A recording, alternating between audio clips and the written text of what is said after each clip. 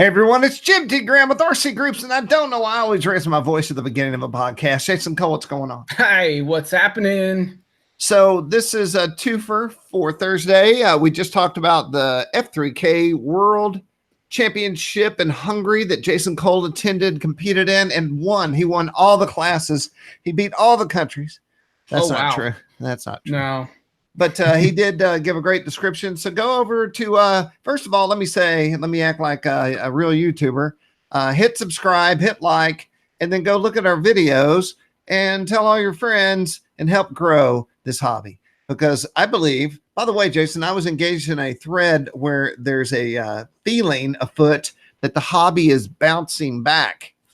And this is actually pretty good editorial. Okay. One guy said that he was like, I believe that a lot of what we're talking about here is relative to how long you've been in the hobby. So if you've been in the hobby, let's say 5 or 6 years, you were in at the boom, and then we're at a place now, drones came in and kind of knocked us off for a loop, right? And so he said, I've been in the hobby for like 20 years. So I saw how it was for multiple years. Then the boom happened, and he said, I feel like we're back to normal after this huge increase over the last multiple years of growth. And he said, I really believe that everything kind of got shaken out the way it should be, and we're back to normal as opposed to down. That makes sense. And I'll tell you one more thing. I might be speaking a little bit out of school, and I'll try to stay within the parameters of what I can talk about. But I sell ads, of course, on RCGroups, Fly Giants, and Heli Freak. And I got to be careful here. I had a company who was not happy with performance. And whenever somebody says something like that to me, I go check, because that's kind of, well, it is one of the bigger parts of my job is to make sure everything's working the way I think it should. So this particular banner, just nuts and bolts here, was getting like 9,000 to 10,000 views a day, which has been good for that banner spot for like over many, many years, right? So that's actually good numbers. But they also are getting the clicks too. So they were getting everything that I could give them, and yet they weren't making the sales. And so what I believe that to be is shift in market, shift in interest. And if you don't follow the shift, you're not going to make your sell. That's a theory. What do you think, Jason? Yeah, I mean, you can have all the views and clicks you want, but if you don't have stuff that people want, you're not going to sell anything. That's just the way it is. You got to follow where we're at and what people do want. And boy, we're diving down a rabbit hole, and I promise not to go too far. I haven't gone to the live chat yet, so I'll go there. Sometimes people there tell me to shut up or keep going. So that's always handy. I'm going to go there right now before I go down the rabbit hole and hit refresh, because we just did a live feed. And let's see if I get the new. Yeah, there it is. Awesome. Let's see if anyone is joining us. Yes, we have people on there. Awesome. Awesome. Hey, Nick. So I knew I would lose my train of thought, but multi-rotor companies that jumped on the multi-rotor fad, what I was saying was 2.5 years ago, and I can tell you exactly the month that it happened because I saw it from the backside. That's when everybody had fully, and by everybody I mean Chinese manufacturers, had fully invested in the multi-rotor fad craze, hype wagon, and everyone at one time was like, I think I've had enough. And so we're to the point now where it's back to the core, I think, of winged aircraft, and even the FPV, I think, has waned to people just wanting to go back to flying great flying aircraft. And helis are coming back. Have you seen this, Jason? Wow, that's crazy. There's new helis being brought out. So my big question was, and once again, in the chat, just say, I've heard enough, and I'll change topics. And this is like information I might say to someone who calls me on the phone and says, what's going on? But I was like, how could the heli market have kind of turned so fast? And one of the things that I believe is that all these factories that were making helis and winged aircraft completely retooled just for quadcopters, and they weren't making them anymore. And you would go there, let's say you're a little smaller company, and you're like, I want to do this airplane. They're like, sorry, all we make are quads now. And so I think it's taken from that 2.5 year drop until now for these companies to start getting back into the action of creating things like airplanes and helis again. Crazy. please, if you have input on this, post it in this video, or I may create a thread for this video as well on RCGroups. I'm pretty sure I am. And post it there. Tell me your thoughts, because I'm always curious about this, about the hobby and the health and the growth and all that good stuff. So Jason just got back from Hungary. Jason, do you have anything in the review queue that you're working on, or you're going to fly tonight, right? Yeah, I'm going to fly tonight. I've got the waiting on the FCC certification stuff for the DS-12 from Jetty. I'll have a review up on that at some point. But yeah, I've got the new Carbon Z Cub from Horizon. The big boy. Now, big boy. I saw that, Jason, and I thought about being greedy, but I also know that big airplanes like that are a lot of work to get to and all that. Now, this is a big one. This is like our other Carbon Zs, right? Yeah, it's 84-inch wingspan, something like that. But yeah, it's big 6S battery. And yeah, we had them before. I kind of wish I still had my other one. So it's like, hey. So when you were gone, when that came in from Horizon, and I saw that, and I remembered, I believe it was at the RC Fest when you lamented getting rid of yours, and I thought, oh, maybe Jason's the guy for this one. Yeah, because it's a whole lot better. Like on paper, it's got the battery tray, so it's easy to get your battery in and out now, and you don't tear up the plane as much. A lot of more, just user-friendly features. It doesn't need any tools to put together. It's not quite as easy as like the Cessna 150 that I've got. That's a lot easier plug and play, but you still have to do some cotter pins for the struts. So I just built it like probably an hour ago or so. I got it built and photoed to get ready to fly. So we're going to go fly it this afternoon about 6 o'clock tonight. Weather should calm down, be really nice and beautiful. So should make for some good pictures, maybe some video. But yeah, I'm looking forward to seeing, new power system. It's basically saying BL50, but they've added a bearing, made it more supportive. Oh. So should be interesting. I'm in the stock configuration right now with Y harnesses for the ailerons and flaps, and I think I will likely go in and modify that and be able to use the flaps combined with the ailerons for more aggressive kind of roll control and flying. So, got to get some time on it. And why not? Is it around? Can you show it to us? It's downstairs. No, damn it, Chase. It's not really in a place. But I figured we'll have plenty of time for that on a future podcast. It is big. So one thing I did for everyone, and I'm going to try this today, maybe. I don't know about today. I got the Timber X. And the reason I got it is because I have the Turbo Timber, but I did the review on the Timber X. And when the Turbo Timber came up, I thought, who better than Jason and I to fly the brother of the airplane that we've already flown. And so here is the Turbo Timber. And so correct me if I'm wrong, Jason, it's a Turbo Timber because it has these pipes coming out the side, right? Well, that would be, yeah. I mean, the real plane, a real turboprop plane is a turbine engine powered model, not a gasoline electric, or anything. Right. Yeah. But is it the same as other Timbers? It's just a different design. Yeah, I mean, it's very similar. It just has that elongated nose and the turbo kind of style features, 3-bladed prop. I don't know much else if it's going to fly very differently, but it should fly very similar to an original Timber. One thing I watched the video on, and I'm fairly certain I'm stating this truth, is you could put a Timber X wing on this Turbo Timber if you wanted to. But they were talking about the cost of such a thing, and it's almost cheaper to just buy the Timber X. If you want to access I think you're talking regular Timber, not the X. Well, they were saying the Timber X wing goes on the regular Timber. I don't think that's true. It's a lot fatter root. I don't know. I think I was watching their video. I was too, but I thought he was talking about the original Turbo or the original Timber wing would be interchangeable with this one, not the X. The X is a different thing.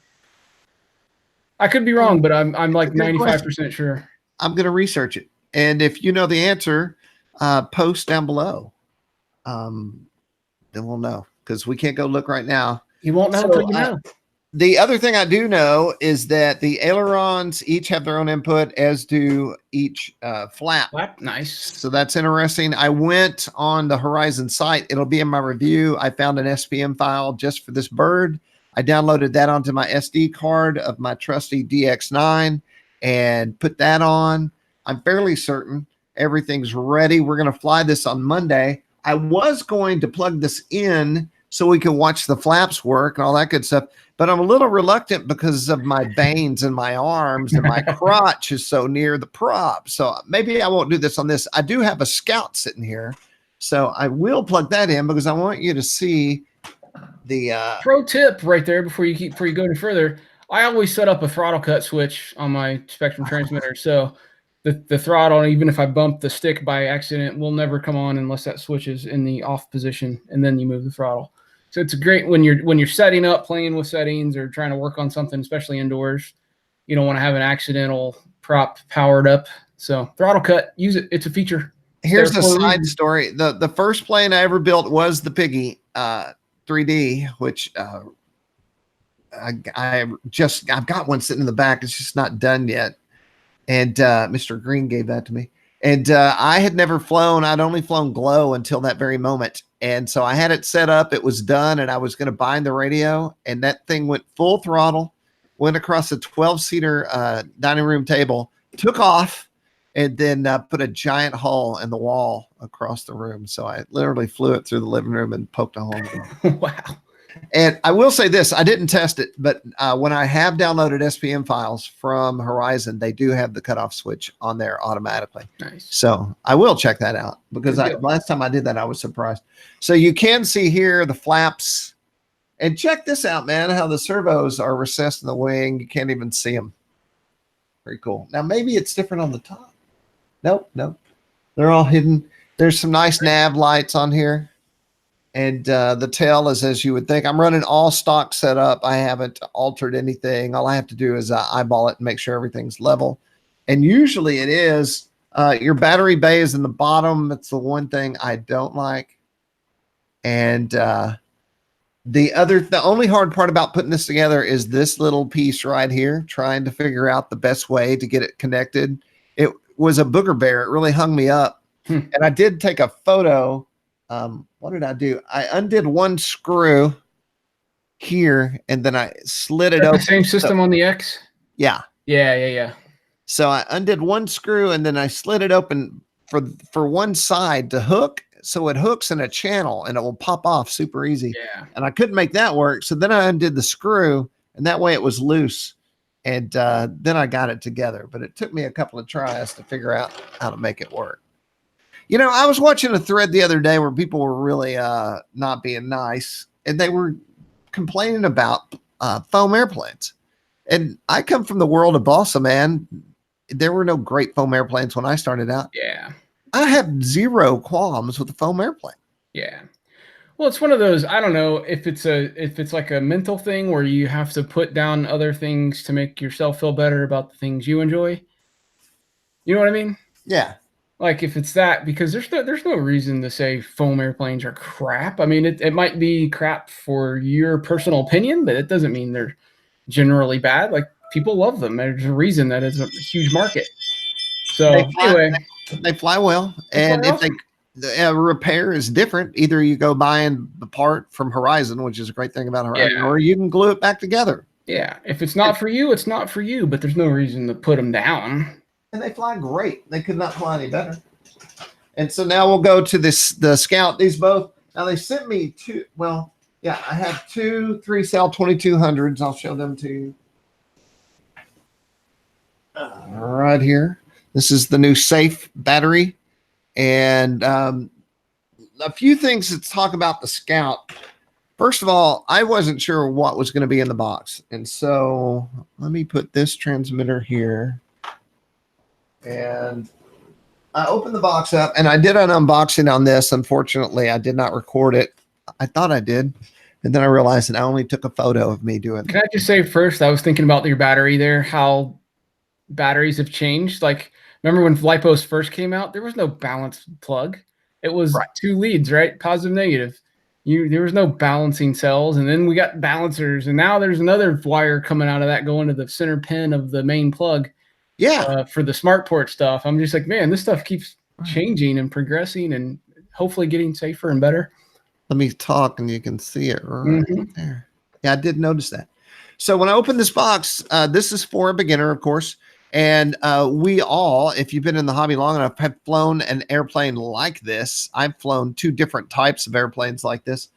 One was totally made out of yellow plastic. Yellow bee. Yellow bee, yeah. And it actually, you picked it up. You're like, this is going to fly in like a dog. And it flew pretty dang good. I wish I had one. I don't know why I don't. So, like the Aero Commander too, I think was a Horizon. But and I haven't flown this yet. But so it came with this transmitter. I actually have this already, which I'm going. My next thing that I need to do is figure out how to bind this to another one, and so that Truman. You know what you need to do? RTM, read the manual. Yes, right. I haven't attempted it yet. I'm hoping that two of these will talk to each other. Then the trick will be figuring out which one is the right one. So I'm going to probably put a big piece of tape on one to differentiate. So you get this. You get the battery, and then you get a little, it's in the floor right here. You get this little charger that then goes to your USB, and you can charge it that way. And you even get a bind plug, but you don't need it. You get a screwdriver, which was a bonus. And the cool thing is that this unit was already bound to this transmitter. Yep. Which isn't a huge pain in the butt, but would for a newbie, it would certainly be cool. The wing bolts are metal, and they actually have little ridges in them for gription. Nice. Gription. And then here's your canopy. Hey, wait. Gription. I just, if you get me on button, I can get you on gription. I'm inventing that word. So I'm fairly certain I haven't done anything to this. So this Velcro was already here. I think what I did have to do was put Velcro on the battery. Yeah. That is true. And so here's your battery connector, your servos, and that's it. We're about to go somewhere sexy with this airplane. And I'll tell you what I will do. I will put the battery in. I'll turn the transmitter on because I want to show you the elevator. When I saw that, when I pulled the Ellies out of the box, I thought this looks kind of too trick for a trainer. Beep, beep, beep, beep, beep. Okay. I'm not sure if it's going to initiate. There we go. It wanted to stop for a second. Let's let it do its dance. Okay, you ready? Okay, so here's the throws out of the box on this elevator. But that's what I was going to show you. The Ellie is it's a flying elevator. Flying stab. Nice. Pretty cool. There's no screws in there. It's on I believe it's a CF tube. I don't really remember. I'm sure it is. And you slide the CF tube in one side, then the other, and that's it. And I bet you could take it off, which brings me to, I don't think there's anything else to show you with the battery, so I'm going to unplug it. The landing gear was pretty interesting. And I did look at the manual to figure out the backside. So this landing gear is metal. And I was like, okay. So I slid it in and it slides in and then it locks almost like there's a magnet, except I couldn't get it off. And I have yet to read how to do it. Now there's 2 slots in here. So I bet about $1,000 that you slide your screwdriver in here and then pull it off that way. Must be some sort of attachment there. The front wheel was not on, and I just had to put that in like a normal steerable front wheel. Yeah. And that's it. And I got to think it flies well. Now, the sexy part for me is I got on the thread that's already on RCGroups. In fact, the cool part about that thread is I'm pretty sure it was my product announcement thread, Jason. And the reason that's cool is because, we make these product announcement threads, and it's cool that people actually are using it as a resource thread for this particular trainer. But I said, okay, who's flying FPV with this? Because it seems like a natural, and everyone is mounting between these 2 little bolts right here, a plate, and then their camera's going right there. Nice. And everyone's like, it's made for FPV. This is the FPV. Could you run the wires back into that motor cooling pod? You could, sure. Just trick it out and keep it, or maybe go down in between the wing. Is it a 1-piece wing or 2-piece wing? It's 2-piece. So yeah, you could go down the slit. Yeah. And another way is I usually run off the balance tab on my thing. So you can run a balance tab off of here and maybe up through here. Well, yeah. And then run it up through here, and then that'd be that. It's kind of funny how it kind of ticks all the boxes you were looking for in the ultimate FPV plane.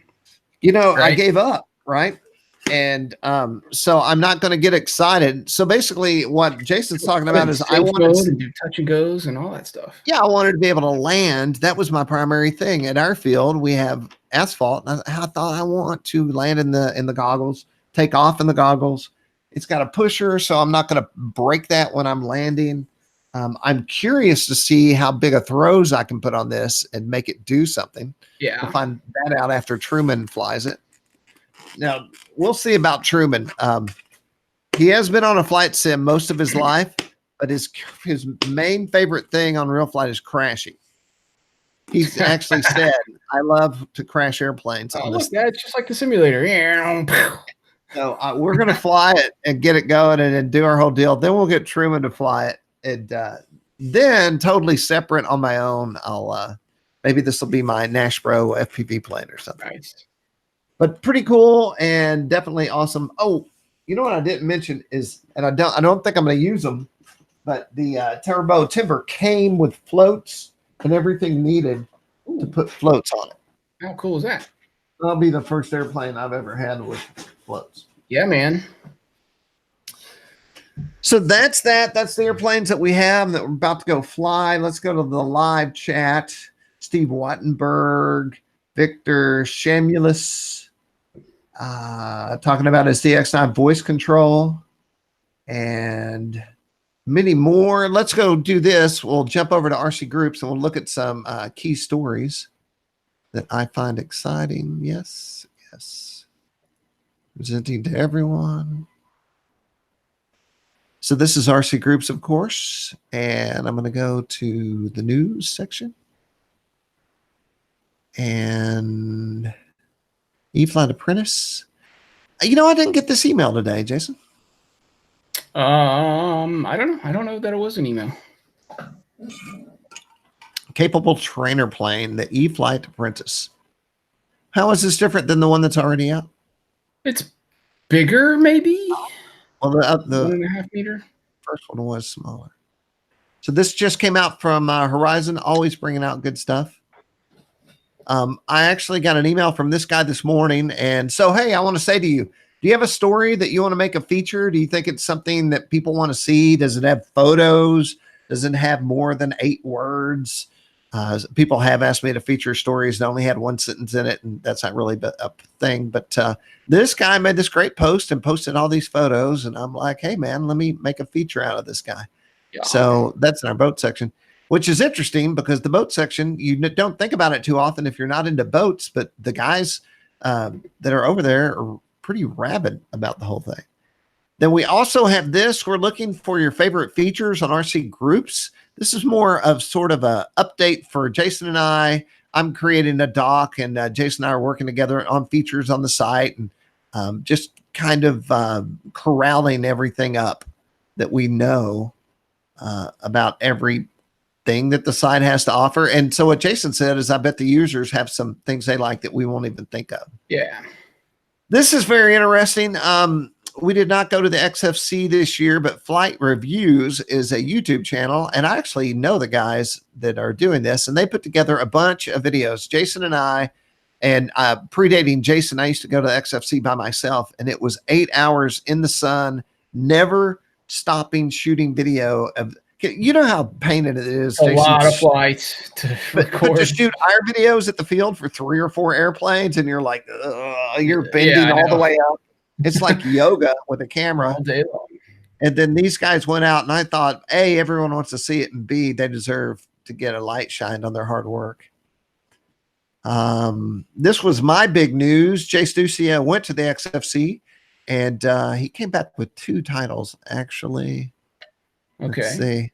Okay, he won Jace for winning XFC V2 airplane category and receiving the Grand Champion Award. Nice. So I pinged Jace and said, hey, I want to do a story. And so we have a quote from Jace, a quote from his dad. I tried to get Chris. Chris was out when I did Henson of Extreme Flight, and that's what Jace flies in these competitions. And Chris actually left a message down below.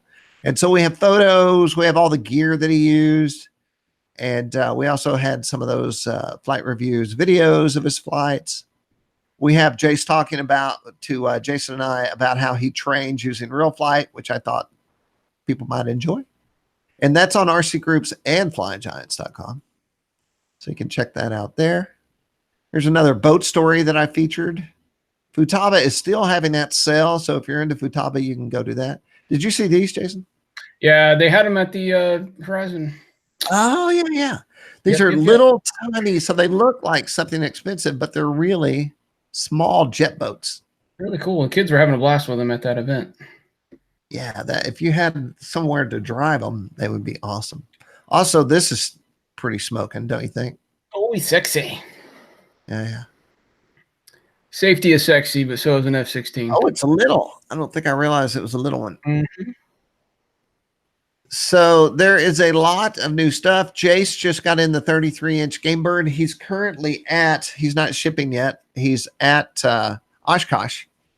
So I'm going to tell the story because I think about it when I see those guys up there. A couple of years ago, I got a call from Oshkosh from one of the directors, and they said, who could you put us in touch with that might fly RC at this show?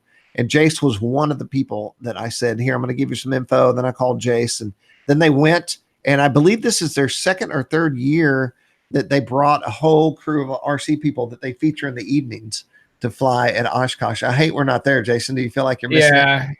Yeah, I do and I don't because I'm wiped out and tired from my trip still. But yeah, right. It's an awesome place to be for sure. Yeah. So this is Jace, and I know that this airplane is at Oshkosh right now because I saw a picture, and that's the real Game Bird. Nice. Yeah, very cool. Yeah, I'd never heard of Game Bird before. And then, of course, we have all our other stories. And once again, this is a featured story from a user. This is a featured story from a user, which I thought I didn't think of it, which is weird. Maybe I'm just not into scale warbirds, but it's how he prints scale pilots to put in his warbirds, which is a great use of a printer, I think. 3D printer. Nice. Yep. And then we have older stuff that we probably have gone over, like the Eagle Fest Squadron. So all kinds of stuff. You can find it all at RC Groups or flyinggiants.com in the all tab, or you can click on the other tabs if you're only into sailplanes and things like that. So the big news today is, Jason, I got an email just now from High Tech, and they've got a new banner that's going to run in the Big Daddy spot, which is right here. Let me ask you, Jason, is Big Daddy an inappropriate name for a banner? Or do you think it's appropriate? I think it's still PC. Every time I type it, I think, is this professional? You could buy Big Daddy. So anyway, High Tech's moving into that spot. As soon as we jump out of here, I'm going to start moving some images over and go over there and click it and show the support of RC Groups.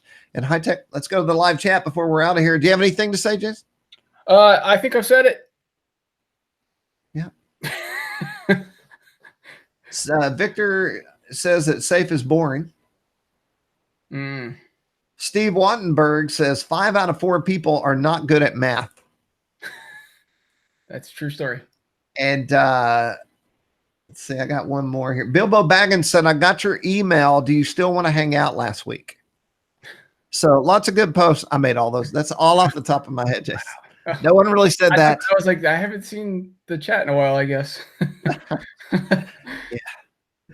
It takes I have to actually pre-think things to say. And I just had those loaded in the chamber, and now I actually got to use them. Yeah, what? No. Right, Steve Wattenberg. Hey, thanks everyone for joining us live on both of our live broadcasts today. I actually have a couple of things I'm going to try. It won't be live, but I've got some new video ideas that I want to work on. Be sure and go out and spread the light on the hobby. The feeling is that we're bouncing back and we're coming back from this whole drone revolution of head kicking. So the best way to do that is go out and fly and post and talk about it and all that good stuff. And Jason, thanks. And what time is it your time? And I couldn't tell you. It's probably past bedtime already. Yeah. All right. So Jason's tired. It's Thursday. Thursday's a new Friday. Friday's a new Friday. And Saturday's just Saturday. So there you go. But down now, we're sending thoughts out to Matt Gunn wherever he is. And we're out of here. All right, y'all. Bye. Later. Hey, who is this episode? This episode was brought to you by High Tech. Go to High Tech and check them out. They have airplanes there, they're pretty awesome. And Mike is a good looking man. So you can always call on Mike Mayberry if you have any questions. There you go. All right. Now I'll click the button.